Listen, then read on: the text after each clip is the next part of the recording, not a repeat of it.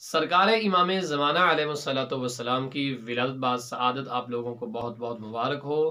میں اپنے دیکھنے والے مومنین مومنات کو سرکار امام زمانہ علیہ الصلوۃ والسلام کی ولادت کے موقع پر ایک انتہائی اہم نقطے کی طرف متوجہ کروانا ضروری سمجھتا ہوں۔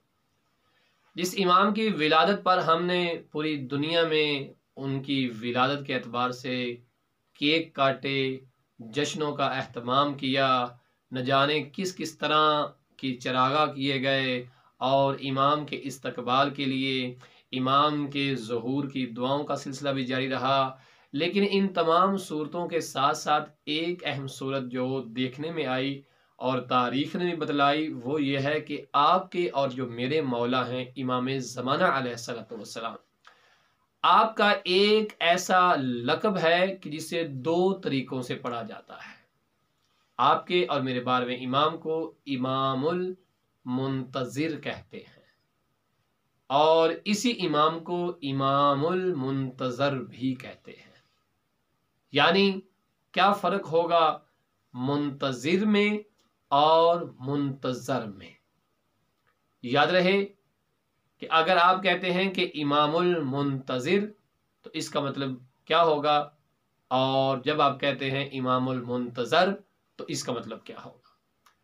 یہ ہمارے وہ امام ہیں کہ جن کا انتظار کیا جا رہا ہے اور جو خود بھی انتظار کر رہے ہیں۔ انتظار کرنے والے بھی ہیں یعنی منتظر، اور جن کا انتظار کیا جا رہا ہے یعنی منتظر۔ یعنی بارہویں آقا امام زمانہ علیہ الصلوۃ والسلام کا انتظار فقط آپ اور میں نہیں کر رہے، ہم نہیں کر رہے کہ امام کا ظہور ہو جائے، بلکہ امام بھی اس انتظار میں بیٹھے ہیں کہ میرا ظہور ہو جائے۔ اس لیے امام زمانہ علیہ الصلوۃ والسلام جب بھی کسی فقیہ کے خواب میں آئے، کسی مرجع سے ملاقات ہوئی، کسی نیک سیرت عارف باللہ سے آپ کی جو ہے وہ ملاقات ہوئی، یا کوئی توقیع خط لکھا، اس میں جو چیز بار بار دیکھنے کو ملی ہے وہ یہ ہے کہ امام فرماتے ہیں کہ میرے چاہنے والوں کو کہو کہ میرے ظہور کی دعا کیا کریں۔ میرا ظہور ہی انسانیت کی نجات کا سبب ہے، میرا ظہور ہی در حقیقت انسانی ارتقاء، انسانی بلندی کا نام ہے۔ میرے ظہور کے بغیر مظلوموں کو ان کا حق نہیں ملے گا۔ اگر میرا ظہور نہ ہوا تو ظالم ظلم کرتے رہیں گے اور مظلوموں کی مظلومیت بڑھتی رہے گی۔ اگر مظلوم چاہتا ہے کہ اس پہ ظلم نہ ہو، ظالم سے انتقام لیا جائے اور ظالم کو ظلم کرنے سے روکا جائے، تو امام فرماتے ہیں کہ میرے ظہور کی دعا کیا کرو۔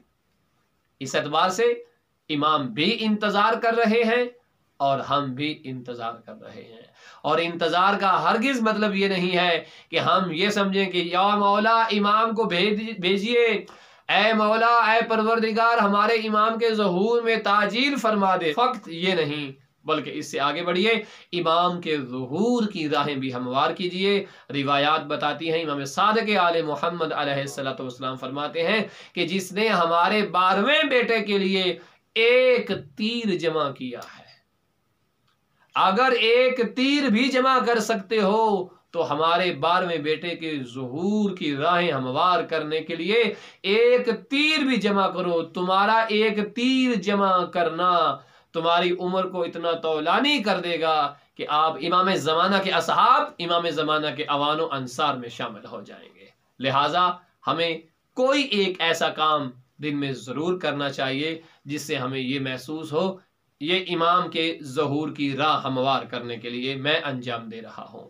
اگرچہ اپنے گھر کے باہر جو زمین کا ٹکڑا ہے، جو گلی ہے گھر کے سامنے، اس کی صفائی کر دیا کرو، اس اعتبار سے کہ میں اس گلی کی صفائی اس لیے کر رہا ہوں، میں گھر کے سامنے والے دروازے کو صاف اس لیے کر رہا ہوں تاکہ میرے امام کا ظہور ہو تو میں ان کا استقبال کر سکوں۔ دیکھنے میں کہنے میں بالکل چھوٹا سا کام ہے، در حقیقت یہی وہ راہ ہموار کرنے والا کام ہے۔ آج اپنے اپنے گھر کے سامنے سے صفائی کی ہے، اس کے بعد آپ اس محلے کی گلی کو صاف ستھرا رکھنے کی کوشش کریں گے، پھر آپ معاشرے کو صاف ستھرا رکھنے کی کوشش کریں گے، اس کے ساتھ ساتھ آپ اپنے اندر اپنے نفس کو بھی صاف ستھرا رکھنے کی کوشش کریں گے، اور آہستہ آہستہ ظہور امام زمانہ کی راہیں ہموار ہو جائیں گی۔ اگر آپ کو یہ بات اچھی لگی ہو تو مومنین سے اس کو ضرور شیئر کیجیے گا۔ وصلی اللہ علی محمد وآل محمد۔